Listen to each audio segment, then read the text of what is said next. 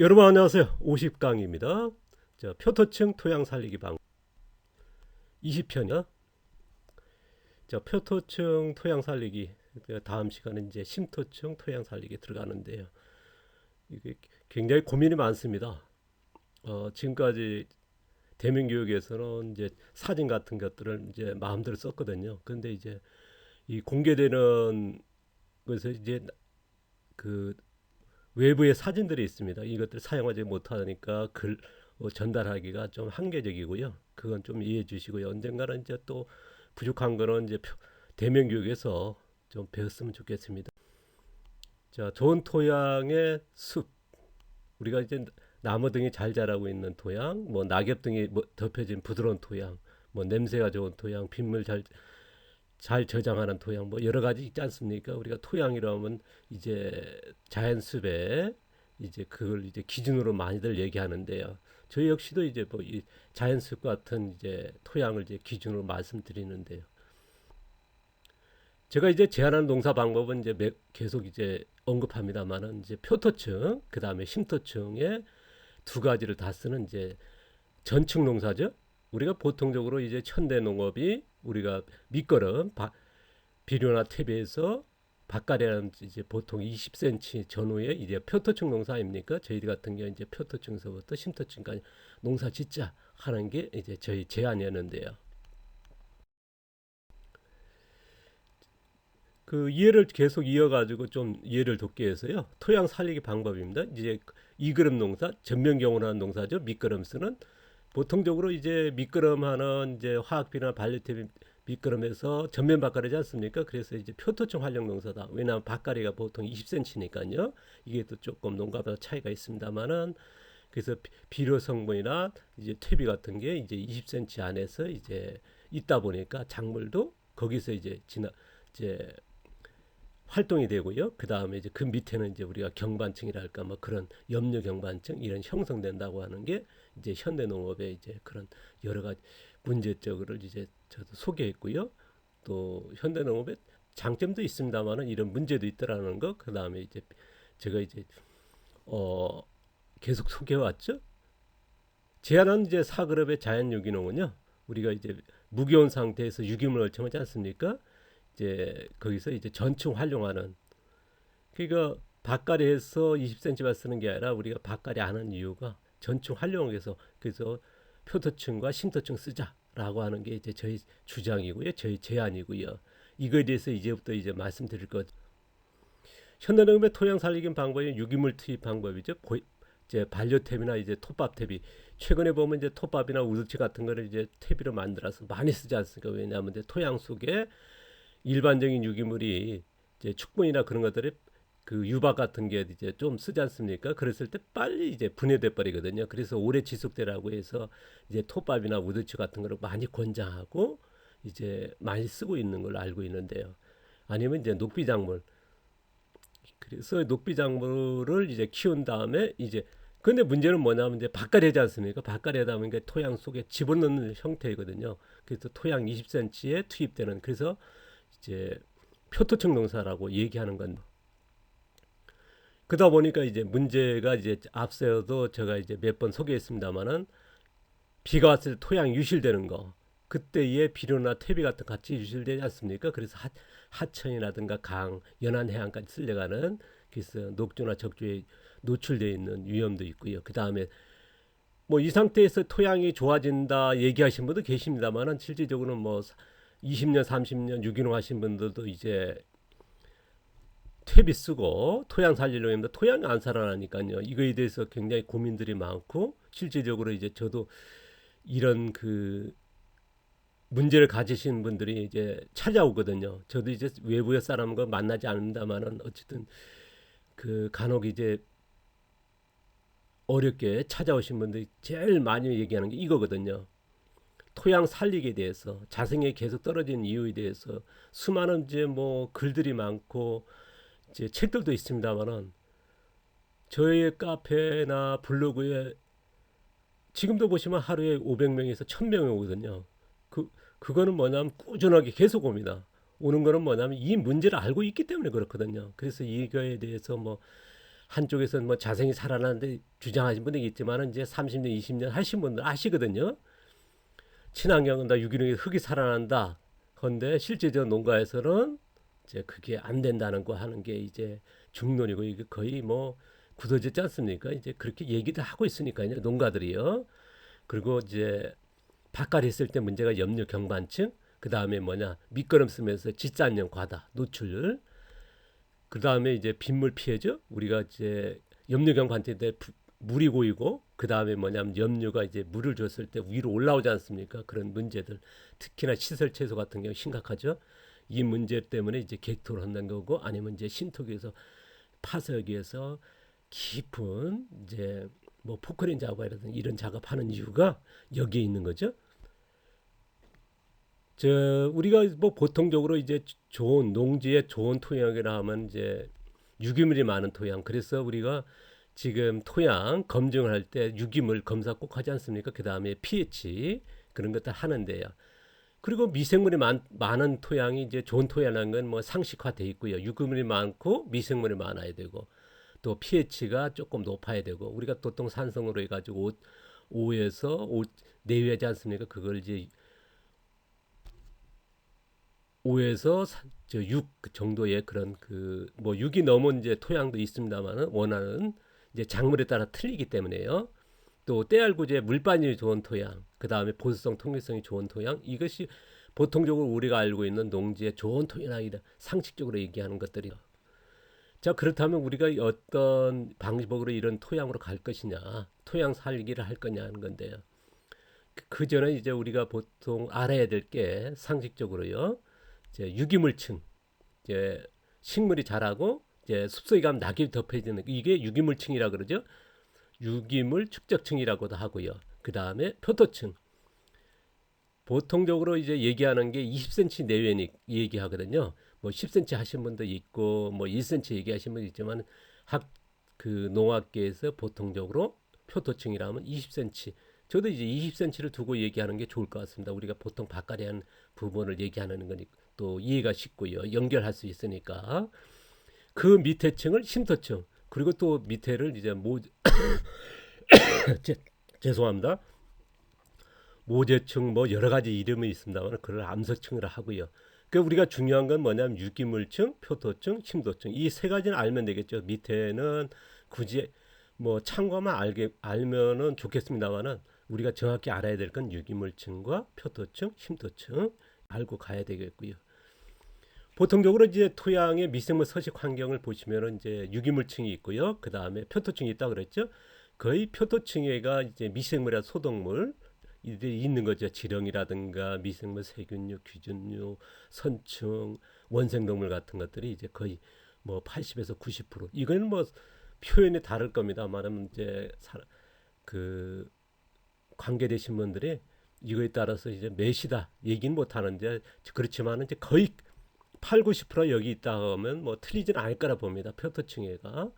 그 다음에 심토층에가 나머지 뭐 10%에서 5%뭐 그에 따라서 조금 차이가 있습니다만은 이제 그렇게 얘기하고 있고요. 그 다음에 이제 암석층 밑으로 들어가면 거의 뭐 있긴 있습니다만은 거의 유기 미생물이 아니라 무기 미생물이죠. 그런 미생물이 약간 있더라 하는 것들이 이제 우리가 보통적으로 상식적으로 얘기하는 것들이죠. 우리가 이걸 뭐 과학적으로 해서 토양마다 다르기 때문에요. 몇 프로 있다 얘기는 못 하는 거거든요. 그래서 어떤 미생물이 있다 얘기는 못 하는 거고 또 미생물의 세계는 아직도 우리가 학계에서 얘기하기를 5%도 모른다. 얘기할 정도 미지의 세계 아닙니까? 몇 종류 있다 그래도 우리가 추측할 뿐이지 정확하게 이제 그런 쪽으로 얘기는 못 하고 있으니까요. 그에 대해서 우리가 보통적으로만 이제 상식적으로 알았으면 좋겠습니다. 그래서 유기물층, 표토층, 심도층. 그런데 유기물층 밑에 숲속에 낙엽이 덮여져 있는 그런 풀이 덮여지는 그 밑에 표토층 20cm의 대부분이 미생물과 동생물들이 있다. 그게 상식적으로 이제 갖고 가면 좋을 것 같습니다. 그 다음에 이제 심토층에가 뭐 5에서 10%뭐 그건 차이가 있습니다만은 그러니까 심토층을 살린다는 건 뭐냐면 이게 우리가 핵심이 될 거 아니죠? 심토층에 미생물이 많이 들어갈수록 좋은 거 아니겠습니까? 더 깊이 들어갈수록 좋은 거니까요. 우리가 지금 교육 진행이 바로 여기에 맞춰 있거든요. 표토층은 누구나 뭐 할 수도 있습니다만 심토층에 가는 게 또 핵심 기술이거든요. 이제 표토층을 살리는 것도 중요하지만은 심토층까지 두 가지를 가야만이 또 좋은 토양 얘기할 수 있으니까요. 제가 이제 제안하는 데 토양 살리기 방법은요.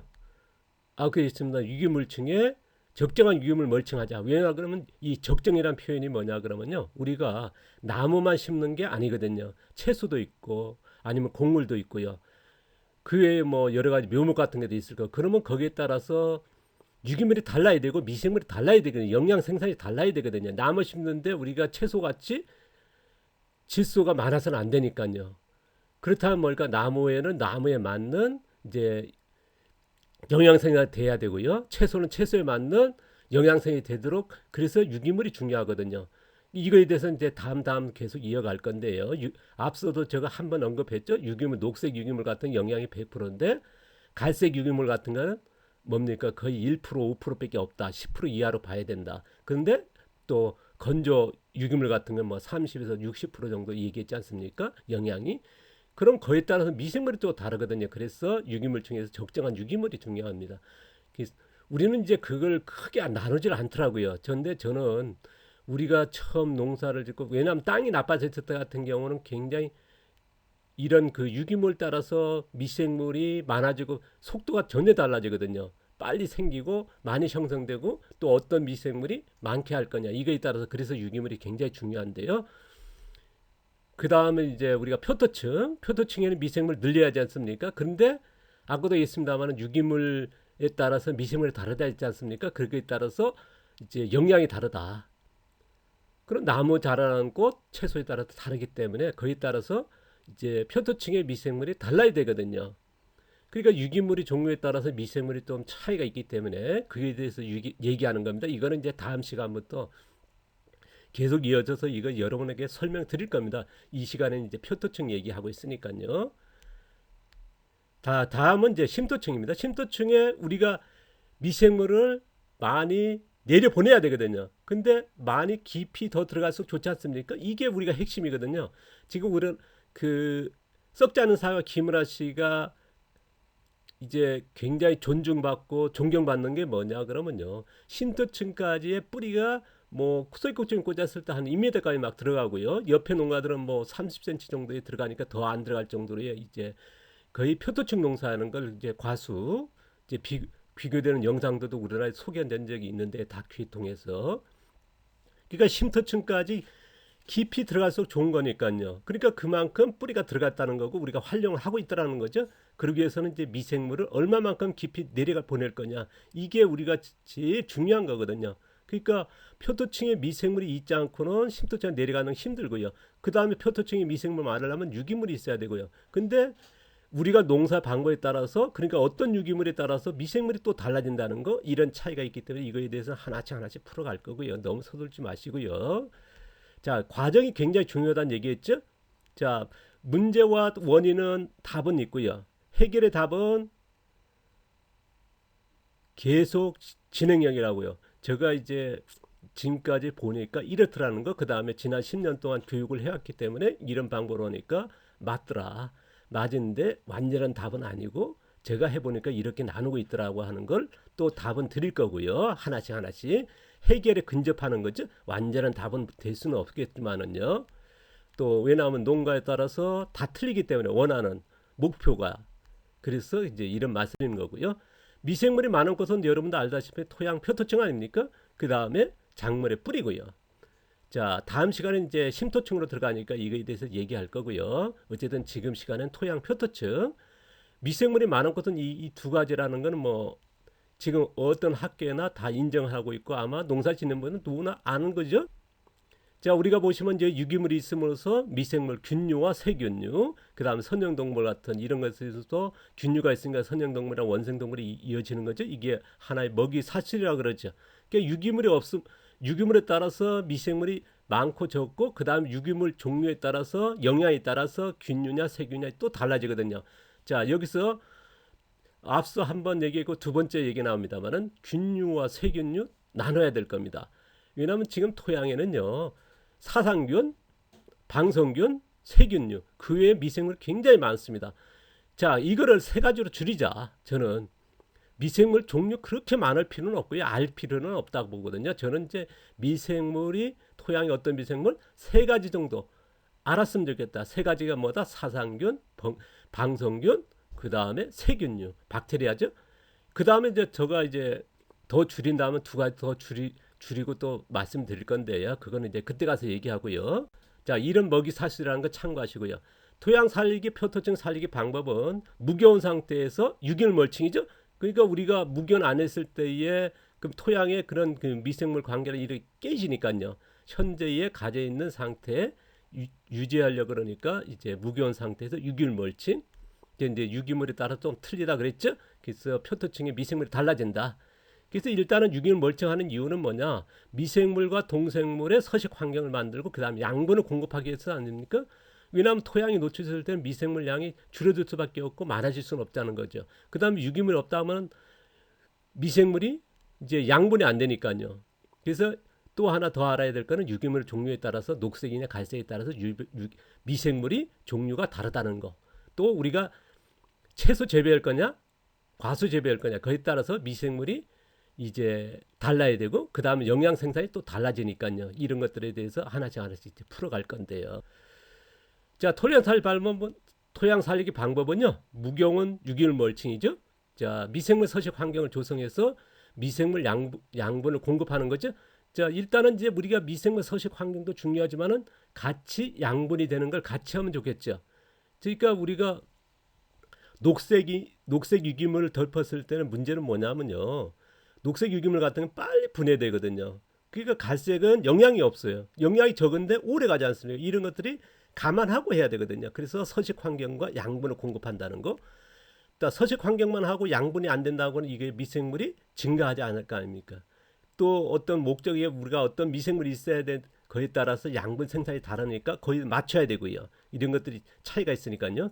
일단은 이제 미생물과 동생물 서식 증가하는 거죠. 그 다음에 그래서 자생적으로 영양 생산할 수 있도록 토양이 얼마만큼의 자생적으로 우리가 원하는 채소를 재배한다면 채소에 필요한 영양을 많이 생산하게끔 해야 될 것이고 과수를 한다면 과수에 맞는 필요한 영양을 많이 생산한 그런 자생적인 영양 생산을 만드는 게 토양 살리기의 목적 아니겠습니까? 자, 우리가 지향하는 농업 경영은요. 이거에서 조금 한 번 더 짚고 넘어가는데 제가 창업편에서 얘기했습니다만은 무경과 하고 이제 하는 토양 살리기 방법은 이제 두 가지라 했죠. 이제 유기물 멀칭 이게 두 번째 나오는 거, 세 번째 나오는 건데요. 녹비작물 멀칭하는 방법이 있다. 우리가 낙엽이라든가 볏짚이라는 건 멀칭하는 방법도 있지만은 녹비작물 뭐 호밀 같은 거 아니면 여름에는 수소 같은 거 키워서 멀칭하는 방법 두 가지가 있다 그랬죠. 전 시간에 얘기했는데요.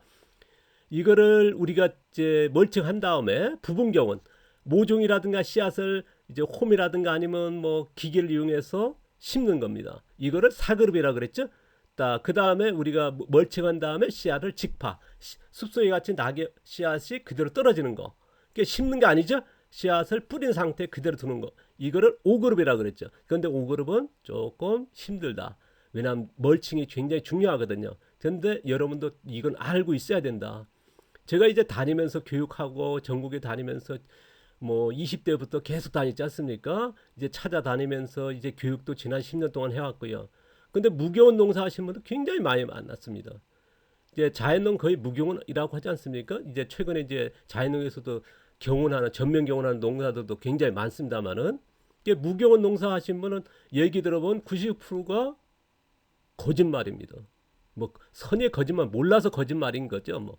뭐냐 그러면 직파가 무경운 상태인데 이게 부분경운 와서 모종이라 씨앗 심듣고 있어요. 그건 무경운이 아니라 사그룹 농사거든요. 그걸 정확히 얘기하면 부분경운 농사라고 했죠.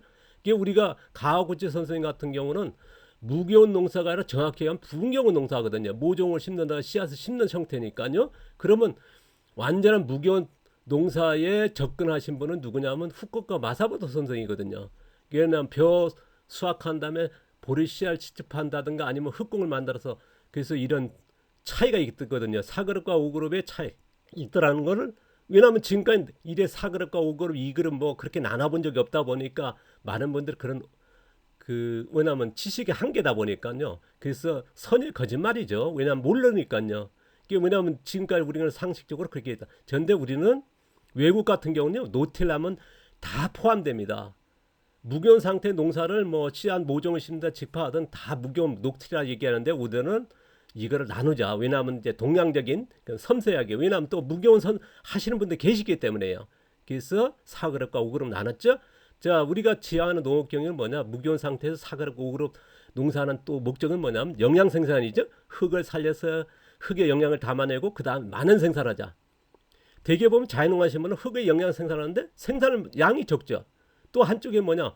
생산은 많이 하는데 흙 영양 생산을 못 하고요. 그게 이거를 맞추자. 저는 이제 그런 주장하지 않습니까? 계속적으로 흙 영양 생산을 담아낸 생산을 하면서 많은 생산하자. 많은 생산 안 하면 뭐니까 농촌에 남아서 우리가 경제 유지 안 되지 않습니까? 근데 우리가 지금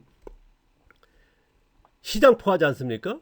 우리가 많은 생산에 대량 생산에 이런 그 200원 달걀 품질 같은 이제 시장은 시장포하니까요. 저는 이제 앞서도 계속 얘기했습니다만은 5천 원 만원 같은 그 품질을 흙의 영양을 담아낸 고퀄리티에 생산하면서 많은 생산하자. 그래야 된다. 지금 우리나라 농지 가격이 얼마입니까? 뭐 10,000평, 20,000평 있으면 뭐 정말 또 자본 좀 있는 분들 아닙니까? 그런데 우리가 3,000평, 5,000평 이하의 영세농, 극빈농 같은 경우는 이쪽으로 가지 않고는 힘들다. 이제 제가 이제 그렇게 계속 얘기하고 있는데요. 저 같은 경우 그래서 지금 그 교육 진행이 뭐 1,000평, 2,000평, 3,000평의 작은 면적에서 어떻게든 농촌에서 왜냐 그러면 도시에 와가지고요 몇천 평 사기가 이젠 힘듭니다. 땅값이 얼마인데요. 농지 가격이 너무 비싸지 않습니까? 그래서 뭐 몇천 평에서 생존하려면 이런 방법도 하나의 방법이다. 왜냐하면 대량 생산해서 다수확해서 하면 왜냐하면 시장 포하니까요. 그래서 이런 방법을 제가 주장하는 거고 이런 방법을 또 찾는 분이 계실 것 같아서 제가 이제 리뷰하고 이제 이런 교육을 진행하는 건데요. 그래서 5천 원 만날 같은 고퀄리티 품질을 생산하지 않은 거죠. 그래서 어디 수백만 질병 환우들 그 다음에 럭셔리 치유 시장 5천 원 만원 1,000만 원 가방과 1억짜리 가방 같은 시장으로 가야 된다라고 하는 게 이제 두 시장이죠. 수백만 질병 환우들이 먹어야 될 흑영양을 담아낸 농산물 필요하니까요. 그 다음에 럭셔리 시장 1,000만 원 가방과 1억짜리 가방과 같은 시장에 럭셔리 시장으로 갔으면 좋겠다. 왜냐 그러면 200원 달걀 같은 시장은 지금 포화 상태고요. 시장 포화죠.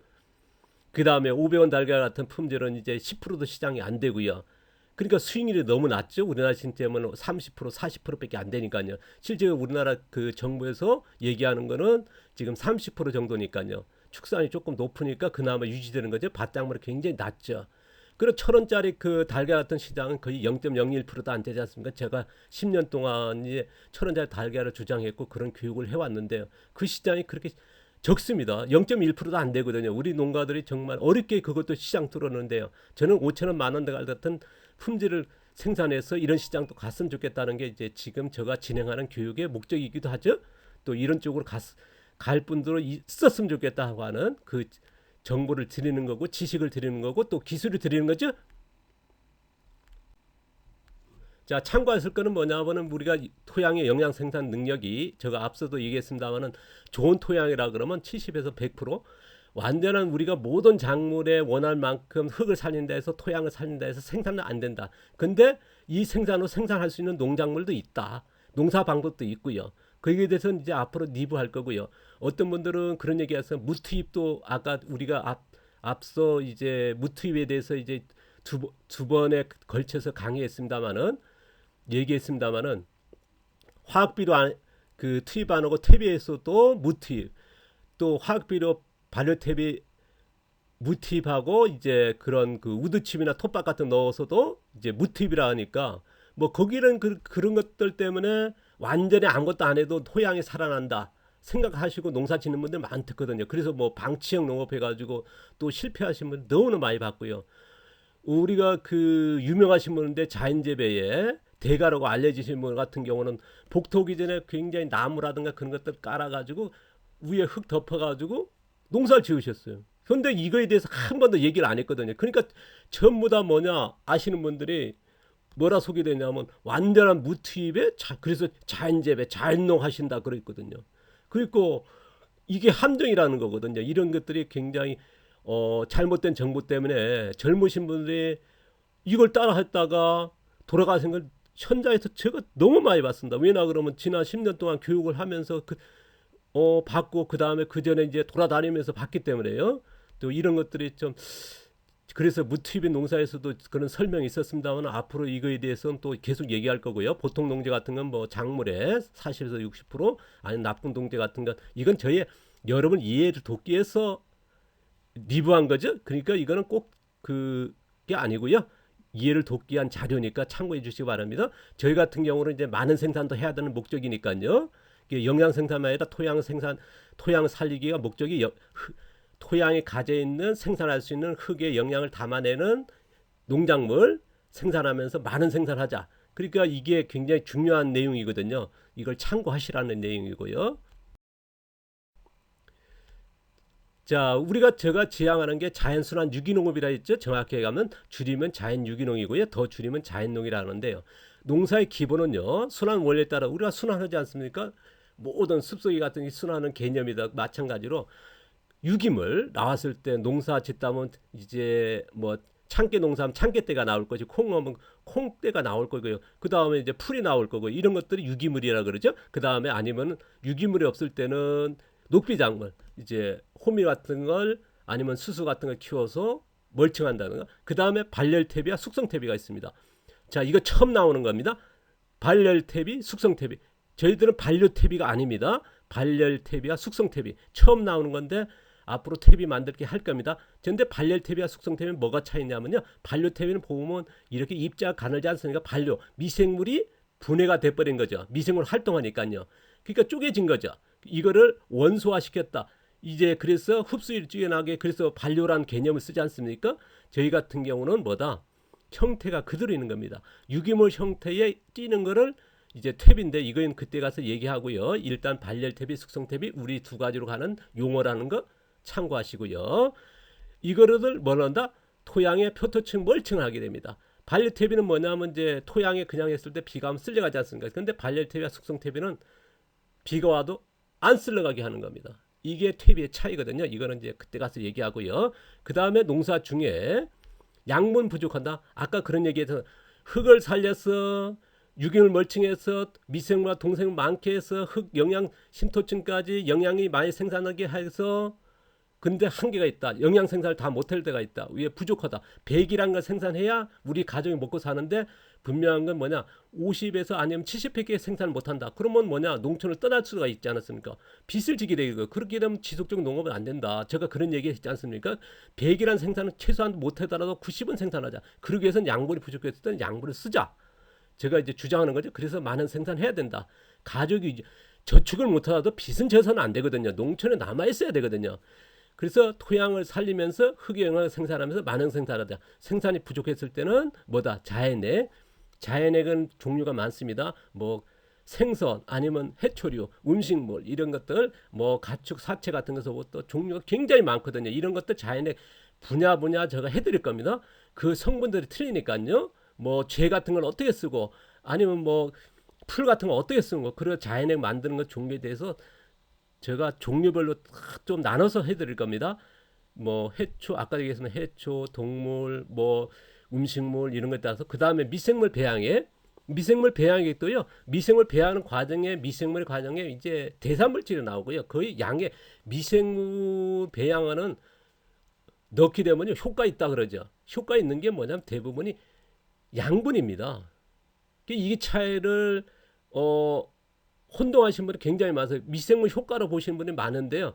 그게 아니라 양분의 효과를 이제 눈여겨 보셔야 되고요. 그 다음에 퇴비인데 어떤 퇴비, 그건 그때 가서 얘기하고요. 그 다음에 녹색 유기물 멀칭, 웃거름을 쓴다라고 하는 게 이제 이거는 앞으로 얘기할 거죠. 제안한 건 뭐냐, 무기온과 유기물 멀칭이고, 이게 지금 화학농이 2그룹이지 않습니까? 친환경도 2그룹이고 유기농도 2그룹인데 자연농도 2그룹도 나왔다 그랬죠. 바카리아는 이런 2그룹의 농사를 4그룹 농사도 했으면 되겠다. 멀칭과 무기온 상태 유기물 멀칭, 이게 보편적인 농사의 방법이 되지 않을까. 지금 외국 같은 경우는 1000헥타 뭐 100헥타도 지금 무기온 상태 유기물 멀칭하고 이제 농사 짓지 않습니까? 노티라에서요. 그래서 우리나라도 이렇게 이제 보편적으로 가야 된다. 제가 앞서 제가요 30대 중반, 지금부터 뭐 20년 20년 전에도 이 얘기했을 때는 정말 질타받았거든요. 그러니까 무거운 상태에서 농사짓는데 제가 35년대 이걸 얘기했다가 방송에 나서 얘기했다 엄청나게 욕을 들었지 않습니까? 선배들한테 뭐 미친 짓이라고 말이죠. 벼 수확하기 전에 보리씨를 뿌렸으니까요. 과수에 풀을 키워야 된다 그러니 뭐 그때 맥혔습니까? 근데 나중에도 마찬가지 유기물 멀칭이라는 개념도 그랬었습니다. 근데 이제 지금은 누구나 이걸 받아들인다는 게 놀라운 변화인데요.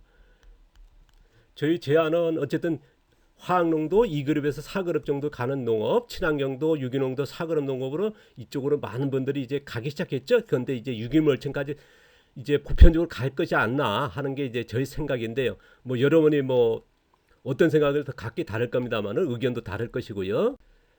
자, 표토층이 어떤 이제 계속 얘기하지 않습니까? 유기물 멀칭한다. 유기물 멀칭의 개념은 뭐다? 우리가 미생물이라든가 동생물 이제 늘리기 위해서 또 우리가 원하는 미생물 종류가 하기 위해서 유기물 멀칭하는 거죠. 그래서 유기물 종류가 다른 데만은 어쨌든 유기물 멀칭하는 게 미생물, 동생물 서식 환경을 만들고 그 다음에 이 미생물, 동생물들을 얼로요 우리가 뿌리를 작물의 뿌리 아니면 풀의 뿌리를 통해서 신토층과 끌어내릴 겁니다.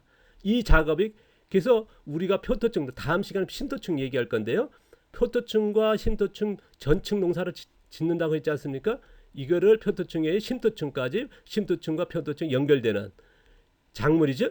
이런 그 전층 활용하는 농사를 이제 지향한다고 얘기했죠.